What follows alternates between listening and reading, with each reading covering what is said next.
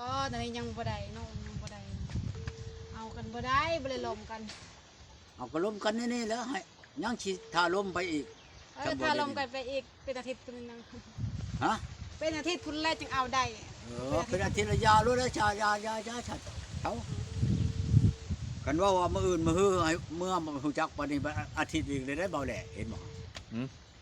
เป็นอาทิตย์อยู่บ่ซะนางโดยแล้วถ้าบ่ได้เอาผู้ใหม่โลดครับผู้ใหญ่ก้อนถ้าบ่ได้หาผู้ใหม่วันนั้นบ่ว่ามันอึดบ่อยากพ่อใหญ่เพิ่นอยากได้เนาะอยากได้ปุบปับพ่อใหญ่เพิ่นชาวนางไปให้เบิ่งกันไปก่อนเพิ่นว่าแนวนั้นก่อนเฮาสิพาไปใส่เฮาไปรุ่นเฮาคือลาวได้สิเอากับบ่เฒ่าเนี่ยมีหลายคนแล้วเฮาก็ธรรมดาบ่ไปเจอไหนบ่ตัวไทยเขาอะไรเนาะดูว่าตัวมีบ่เงินให้เรานี่มาอ๋อพ่อใหญ่ถึกได้แล้วถึกแล้วให้เงินข้ามานั่งนี่บ่พ่อใหญ่อ๋อข้านั่งยับบุแดงเอาแล้วสิบ่ให้เกินเลยบ่จักหน่อยให้เกินแล้วมั้ยพ่อใหญ่ใจปั๊มอยู่แล้วนะระดับพ่อใหญ่นะเห็นบ่เห็นบ่โอ้ระดับพ่อใหญ่บ่ได้เหลือแล้วเราสิบ่ให้เห็นบ่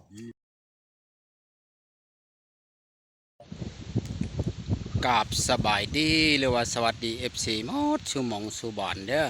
บ่ว่าในและต่างประเทศก็ยินดีเข้าสู่สองวานอมพามวลอีกแล้วพี่น้องมื้อนี้ก็จะไปหาตู้ก่อนคือเก่าพี่น้องเพราะว่าตู้ก่อนโทรมาอีกแล้วพี่น้องบอกว่ามาเล่นน้ำแน่ว่าซั่นพี่น้องมื้อนี้ก็สิไปหาเราอีกแล้วพี่น้องเพราะว่าเราว่าสิชวนไปหาผู้สาวทางใดก็บ่ฮู้พี่น้องว่าสาวนางบ่ตกลงกันแล้วว่าเปลี่ยนใจสิไปหาบ่อนใหม่พี่น้องตัวก่อนนี่สุดยอดพี่น้องว่าบ่ฮู้แนวสิเว้าเพราะว่าตัวก่อนนี่เขาขาดผู้หญิงบ่ได้พี่น้องโอ้ยว่าตัวก่อนเอ้ยว่าไปพี่น้องบ่ต้องศึกษาเสียเวลาพี่น้องเฮาต้องไปถามข่าวว่าตัวก่อนจะเอาจังใดกับผู้สาวคือว่าบ่ยอมบ่ใดคนหนึ่งไปหาคนหนึ่งพี่น้องโอ้ยชุดยอดตัวก่อนไปไม่ต้องศึกษาเสียเวลาไปเลยสิไปได้นำอยู่ชื่อนะทอดเท่านั้นตัวนี้เอาอยู่ฉันนั่นนี่ว่าคันคือเขาโทรมาบอกนี่10 ล้านอีโลนนี่10 ล้านทอด5 ล้านหมูตัวนึงขึ้นไปเอานี่คือกันอยู่เวลานี่เอาหมูให้แล้วเอามืออาโลดไปมื้ออื่นนี่ก็เอามามื้อได้ชาวนาง10 ล้านทอดครึ่งได้เอาบ่10 ล้านให้อยู่5 ล้านทางเบิ่งก่อนฟังเบิ่งก่อนถามพ่อถามแม่ก่อนเนาะแม่นแต่ผัวก่อนเราน่ะบ่ได้สิกิบแล้วก็เอาของเรามาเอาแม่นจะบ่ชาวนางจนได้ลูกนึงบ่ได้แท้บ่ได้ค่ะผัวเก่าหาเบิดเท่าไหร่แต่งจ้ะน่ะเรายังบ่ได้แต่งเลยแต่คอละทอกแล้วว่าครึ่งนึงว่าทอกครึ่งนึงยังบ่ได้แต่ง3 ล้านถอก3 ล้านยังบ่ได้แต่งเนาะปะกันแล้วก็เชียร์ให้นั่นคันบ่มีคำนั่น5 ล้านเนาะกับงัวตัวนึงค่อยสิไปเสียอีกเท่าใดเสื้ออันนั้นงัวตัวนึงก็พองัวตัวนึงแล้วเงินบ่มี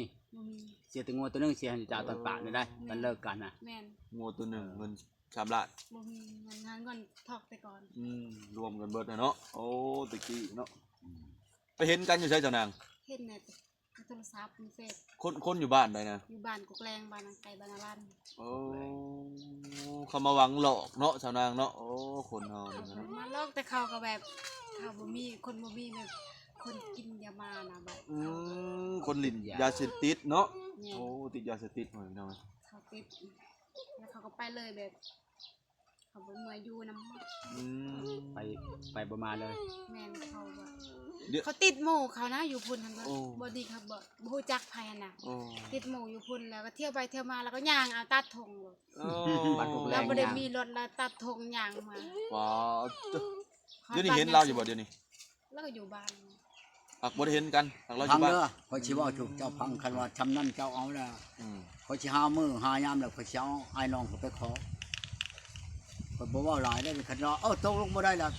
จำได้ยาเดี๋ยวได้เอาพ่อใหญ่สิเอาได้จำได้เอาลองว่าบ่ได้พ่อใหญ่สิขอคนได้จำได้10 ล้าน ทอดห่ากับงัวตัวหนึ่งไก่หมูนะธรรมดาไก่นั่นเราว่าเท่าไร5 ตัวบ่ช่วยจักใบคนก็ได้นะบุญยะคอยจิเอาไอ้น้องก็ไปขอโลดโลด เจ้าคุยกันแล้วฉะนั้นก็ต้องมาเว้ากับพ่อกับแม่กับเอ้ยกับน้องเจ้าคุยกันก่อนแต่นี้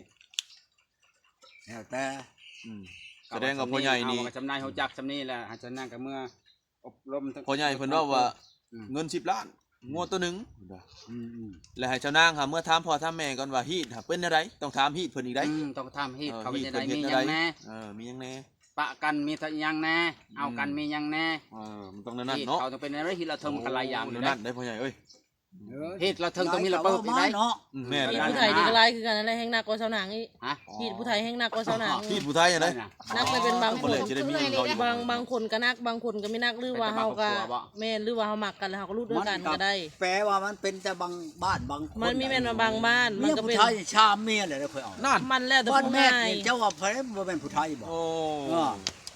เมืองพีนนี่แม่นไผฉัน ผ่านกับผู้ไทยเลยทางนั้นเนาะ กับ พ่อใหญ่ ผู้ไทยละว่า โอ้ อยู่บ้านนาฮีนี่เขาก็เอานี่กับผู้ไทยคือกันนี่ อ่ะ ก็บ่เห็นว่า บัดเช้านี่เด้อจ้ะผู้ไทยบ่จ้ะ บ่คนลาว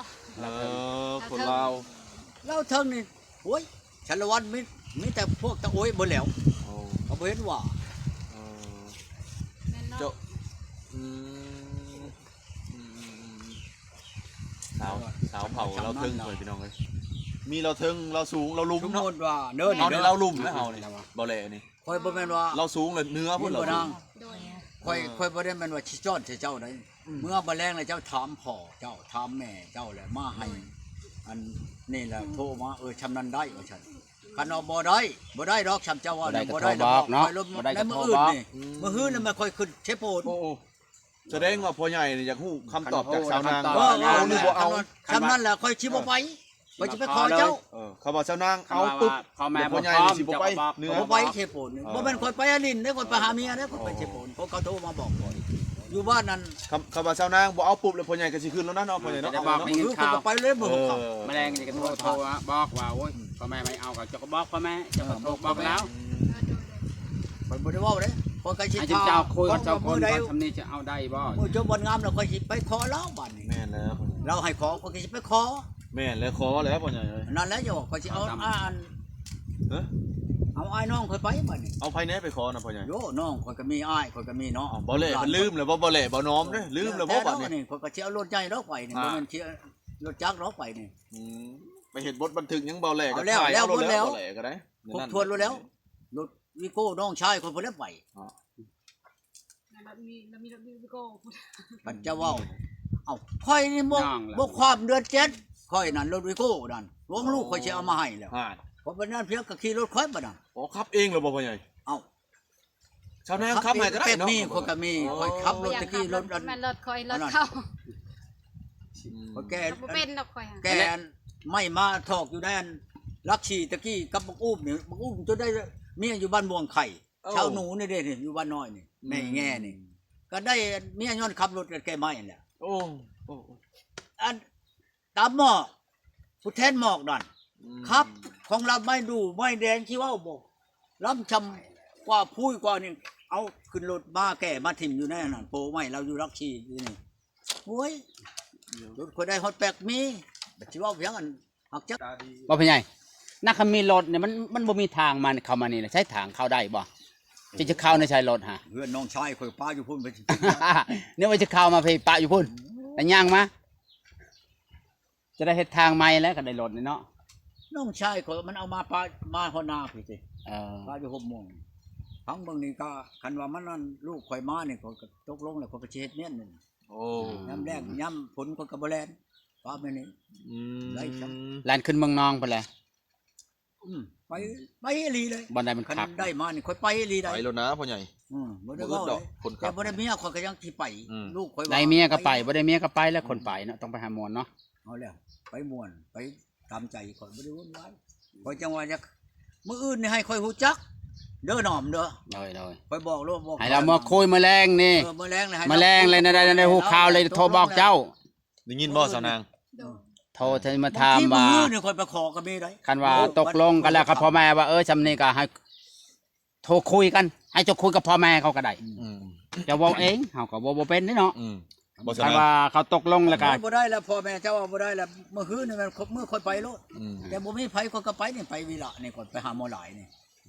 ของหมอหลายนี่มาโลดอ้ายยันแต่เจ้าติผู้ชาวตกลงเมื่อแล้ว มาแล้วเชียร์หยังก่อนอันหลายเฮาอยากได้มาก่อนเอาหมูตัวนึง อืม หมูตัวนึงจะมีหลายปานใดชำได้ชำนี้น่ะ2-3ล้านบ่หรือว่า4-5ล้านบ่ก็เอาเมื่อแล้วมัน มันแพงกว่าข้าวเอารถเอาเขารถ บ่สนางเจ้าหับได้แล้วว่าเจ้าก็เห็นเลยว่าเฮือนพ่อใหญ่นี่เนาะ ขับได้อยู่เพื่อนเฮาก็บ่ได้ คำเจ้าแต่งน้ำพ่อใหญ่นี่พ่อใหญ่ไปขอเจ้าสิเอาลูกจะมานำบ่เอามาบ่เอาคือบ่เอามานำ บ่เขาบ่ให้เอามาดอกเขาคิดฮอดเขามา เอ้า เขาไม่ใหญ่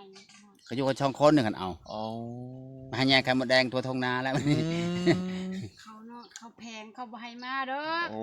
ถ้าเขาไปบนใส่ ค่อยเก่าเอาบ่ได้บ่เก่าเอาลูกมานำเจ้าบ่ได้ชาวอัน มาลินก็ได้อยู่แล้วมานำแม่มาลินแล้วก็มื้อสิเป็นดิ ไปอันปัดทิศอองนั่นเขาให้เก่าเอาได้ โอ้ มาให้มาฮ้อนเฮาว่าจะไปหั่นไปนี่ไปหาเงินหาคำนี่นะ อืม แต่ว่าได้ลูกได้เมียมานี่เฮาก็สิขึ้นเชฟปูนเมืองพีนอันนั้น ขึ้นไปหาเงินหาคำบ่พ่อใหญ่ เอ้า โอ้ สิไปลิ้นได้บัดนี่ เขาโทรบอกให้ขึ้นนะเด้ ผู้เดียวหากเขาจ้างคนอื่นมาอยู่นำใครแน่ อืม มันก็สิรุดพร บ่ถ้าว่าเมียนี่ลูกมานำก็ให้พี่น้องทั้งเมียมาก็ได้บ่ต้องจ้างพ่อใหญ่ แล้วแต่ พี่น้องทั้งเมียเพิ่นมาอยู่นำ มาเด้อ เออ มาอยู่นำเฮาเด้อก็แล้วแต่เมียเด้อนั่น แล้วแต่หรือว่าพ่อใหญ่ก็ให้เพิ่นกินน้ำกินในก็ได้เนาะพ่อใหญ่ เฮาให้คนอื่นเฮาจ้างเอากันพี่น้องทั้งเมียเฮาก็จ้างคือเก่า เออ เฮาก็ให้เงินคำอยู่ ก็กินน้ำกินใน เฮาจะให้มาอยู่ซื่อๆดอก นั่นแหละ หอมแบบคือกันกับอันนี้แล้วอันลานอันหมอขมันเนาะเฮาว่ามาแม่เอาเฮาเฮากุ้มได้อันทำเพื่อนหมอขมันน่ะ อื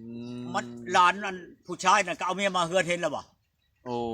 เอาบักอันนั้นแล้วเอาเมียมาอยู่ในหันในเฮือนน่ะ จ้ะ ฮอดยามนั้นแล้วมาเฮ็ดนำเฮา อืม แล้วให้แล้วนะแล้วเอามื่อกิน มีมันนำ รถไถเฮาก็มีบ่ให้จ้างเฮ็ดแก้เมื่อกินนี่นะเฮาเว้านั่น ทุกใหญ่ แล้วยังคือกว้างอยู่อย่าเฮาก็อย่าสิมีปัญหานะ อืม เช้านี่ก็ถามเป็นไดว่าบ่ได้ดอกบ่ได้ระยะอย่ามาผัวซื่อๆมาผัวน่ะมาผัวน่ะบ่แม่นว่า ก็ตอนนี้ยังบ่ได้เนาะยังบ่ได้เอากันบ่ได้บ่ได้ลมกัน เอาก็ล้มกันนี่ๆแล้วให้ยังสิถ้าล้มไปอีก ถ้าลมกันไปอีกเป็นอาทิตย์พุ่นนึง ฮะ เป็นอาทิตย์พุ่นแล้วจึงเอาได้ เป็นอาทิตย์ละยารู้แล้วชายาชัดเขากันว่ามื้ออื่นมื้อฮือให้เมื่อมาฮู้จักปานนี้อาทิตย์อีกเลยได้เบาแหล่เห็นบ่ อืม เป็นอาทิตย์ที่บ่สนาง โดย อืม แล้วถ้าบ่ได้เอาผู้ใหม่โลด ครับพ่อใหญ่ก้อนท่าบ่ได้แล้วหาผู้ใหม่บ่นั่นบ่ป๊าด ว่ามันขึ้นบ่ยาก อ๋อพ่อใหญ่เพิ่นว่าอยากได้เนาะอยากได้ปุ๊บปั๊บพ่อใหญ่เพิ่นชาวนางบ่ให้เบิ่งกันไปก่อนเพิ่นว่าแนั่น ก่อนเฮาสิพาไปใส่เฮาไปรุ่นเฮาคือลาวได้ ยา อืม เพิ่นสิเอากับบ่เฒ่าเนี่ยมีหลายคนแล้วเฮา ก็ธรรม อยาก ดา เอาเลย บอกไปเจอไหนบ่ตัวไทย เขาอะไรเนาะเดี๋ยวบ่ตัว นี่บ่เงินให้เรานี่ มา อ๋อพ่อใหญ่ ถึกแล้วได้แล้วเอาถึกแล้วให้เงิน ข้ามานั่งนี่บ่พ่อใหญ่อ๋อข้านั่งยัก บุดแดงเรา เอาแล้วสิบ่ให้เกินเลยบ่จักหน่อย ให้เกินแล้วไหม พ่อใหญ่ใจปั๊มอยู่แล้วนะระดับพ่อใหญ่นะเห็นบ่เห็นบ่โอ้ระดับพ่อใหญ่บ่ได้เหลือแล้วเราสิบ่ให้เห็นบ่ แสนชาวเอานบได้ไหมนบ ได้ ได้ เด้อ เห็นบ่ เอาให้เบิดมัดนี่ว่านอน นอน เอ โอ้ อ พ่อใหญ่ ขับใจเอาทางดีแล้วซับ พ่อใหญ่จะใครมัดหมัดได้พ่อใหญ่คนใจใหญ่ได้พ่อใหญ่ แต่เมีย โอ้แสดงว่าเงินจำนวนนั้นเอาเมียนแต่งเมียเนาะพ่อใหญ่เนาะ แต่เมีย โอ้ เงินโอ้ย เจ้า เงินขนมนกอันนี้นะ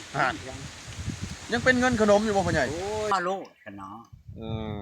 บ้านยังก็อยู่บ้านยังก็อุตสาหบ้านยัง บ้านแกงกึบ เป็นเกินเกือบอยู่เมืองวิระว่าเมืองหยัง เมืองวิระ วิระยังบ่ถึงชัยโปนบ่ มันไกลคนละ คนละทาง วิ ว่า ลามันกลายเป็นเมืองพีน่ะได้วิลานะ บ่ แปลว่าบ้านบ่ฮู้จักบ่ อ้าวบ่เคยไปบ่จัก บ้านบ่ บ้านบอกกับผู้แหล้วเกือบฮอดวังทางเข้าเมืองน้องต้องเฮาไปแล้ว แกงคันแว่เข้าไปก็บ่ได้ไกลประมาณ เข้าไปทางอันนั้น บ่ เว้ย บนเขาคังคน โทษหั่นเด้ สิเข้าไปนี่สิเข้าวิละไปวังนะบ่คำผู้ใดเขาว่า ค่อย เขา บ่ ทาง ไป แข่งขันนะ ไปพุ่นน่ะ อืม ก็ชีเวเทมอกเชทมอกนี่ อืม แม่เบื้องชายเขาไปใช้คำจีอีแล้วขึ้นไปใช้อันนี้แหละผมค่อยไปหลายเถื่อเลยขึ้นไปใช้นาฮีในบ้านเมียค่อยนี่ อืม เมียเก่าคนนี้สบายค่อยไปกับเมียค่อยเท่านั้นขึ้นพุ่นใช้เวลาพุ่นไม่อันบ้านนาฮีน่ะ อืม บ้านนั้นผู้ไทยอันนั้นบ้าน โอ้ นาฮี วัวมวนในผู้ไทยเนาะ ว้าวผู้ค่อยสิไปเอานี่กับผู้ไทยคือ วัวมวนในผู้ไทยเว้าได้ อายุเช้า วัวมวน เช้า3 ปี โอ้พอดีแล้วทำนั้นเฮายังได้ชาว3ใส่4ชาเฮาบ่ได้มักได้เด็กน้อยเล บ่ ย เลยให้ยังได้17นี่แหละประมาณนี้นะ เอาไปอยู่6 ก่อนสิบอก หอด17 เจ้านางหัวบ่เจ้านาง สนาม ยับมาตรงนี้นะเจ้านางกลางขาให้นี่กล้อง อย่าแล้วเจ้านางเรา เจ้าของเจ้านาง เราจิทาเอาผู้บ่าวบูดเราอ่ะให้เราทาเอาซะเอาก็บอกเอาเราบ่ได้แล้ว สนามก็หลายใจ เจ้านางลายใจบ่เจ้านาง โยมันก็หลายใจแหละ แล้ว แล้ว ข้าว หัน ว่า ใจฮ้อนแล้วหันใจฮ้อนคอย เราจะฮอนเราเอาผ้าไหมใช่สนามเป็นให้ทาก่อน โอ้ ยังคนก็ครบไปก่อนพอยายทาบ่ได้อยากได้ไว ว่าง่ายๆซะ เอา ๆ เนาะ ชาวนางค่ะเป็นคนใจเย็น แม่น ต้องล้มกันไปสักพักหนึ่งก่อน เบิ่งก่อน วัด แล้วจังก่อน มาแต่งกัน แม่น ผัดพ่อใหญ่ผัดอยากเอา อยากได้ไว ความหมายเขาพ่อใหญ่นี่แม่นอยู่ใจฮ้อนเพิ่นให้อยากให้มาเฮ็ดอยู่เฮ็ดกิน ใจฮ้อนแล้ว มา มี เบิ่ง คน วัวเบิ่งควายซอยบัดเวลาเพิ่นอยากไปเวียกแล้วให้เมียอยู่ กัน เพิ่ ก็ น เชี่ยวคอยจนบ่ได้เว้านำกันเท่ากับมือ เออ กันย้อนว่าไว้กับชานี่ โอ้ ยัง นั่น ไง บ่ คอยยาจะก่อนนะบ่แล้วจังเอานะเมียนี่ โอ้ เอากระแม่นแล้วตัวลูกตัวกระชองชามคนอยู่ในเฮือนเมียกับปานนี้ กูเห็นอะไรให้ง่ายได้ปะ บัดเฮาบัดนึ่งข้าวกับเฮาเฮ็ดกินกับเฮา โอ้ ของพ่อให้ทานมาในแม่ว่าให้เมียโตมาเฮ็ดกินให้เต็งนี่ โอ้ 3 ปีเต็งก็บ่เอาก็ได้บ่โลดให้ว่าอยากได้เมียเพิ่นโอ้ยอย่าว่า ว่าเป็นคนละทางเลยได้เนาะ ค เพิ่น นละ เนาะ ทาง โอ้ เพราะว่าของแนวเฮาบ่มีกับเมียโตบ่มากับลูกโตมาเฮ็ดให้เฮากิน อืม สิว่าอันนั้นเพียงอันก็คือชาวนางแล้วใจเย็นเย็นแล้วเราแม่เราก็มีพ่อเราก็มีลูกเราก็มีอยู่ในเฮือนเนาะ กูเห็นอยู่เห็นกิ แต่เราบ่เฮ็ดบัดแม่เราเฮ็ดเรื่องข้าวตักน้ำให้กิน เราไปหา เฮาบัดไผมาเฮ็ดให้เฮาเย็นไปโยกของพอเย็นแล้วปานว่าเฮาสิอึดอันผู้ชาวนั่นเฮาว่าแจ้งเลยได้ สาวนางก็บ่อึดพ่อใหญ่ก็บ่อึด เพราะแต่มันมี ควมเจ้ากันนี่ ชาวโลด มีแต่คนบ่อึดบ่ แยกทางกันไป คันว่า บ่ได้ยากว่า คันว่าพ่อใหญ่บ่รอบ่ได้ก็เอาผู้ไหมเพราะว่าจะนั่งให้รอเสียเวลาไปจะดูรอ เสียเวลาแล้วเพราะมันมีคนเนาะ หลังเทื่อเราว่าฮอดมือเฮาสิเอาแล้ว มันจึงรอจักสิรอจะได้จังอย่างเนาะ แม่นนะ ฮอด4-5มื้อแล้วเราบ่เอาสิได้ใช่ เสียเวลาอีกไปเด้อ เอาแล้ว ไผสิ พ่อใหญ่ บ่งอก เป็น กว่า คนแบบหาเงินหาคำนะเพิ่นบ่อยากเสียเวลาเพิ่นเนาะ บ่แม่นว่าสินั่งทานเอาเมียอยู่นี่โทษ โอ้ เงินมันสิแล่นมาหาเจ้าแล้วก็บ่ไปหามัน สิบอกคักๆนี่ดอกข่อยนั่นลงเฮือนบ่ได้ลงเฮือนเป่าจักเทื่อได้เรื่องไปหานี่ได้ บ่เกินมื้อหนึงเนาะ โอ้โก้ย บ่เกินครึ่ง แจ้งเราได้ บ่เกินครึ่งชั่วโมงมันว่าหยัง คันมานำข่อยกับ คือมื้อนั้นแหละมื้อนั้นฮัลโหล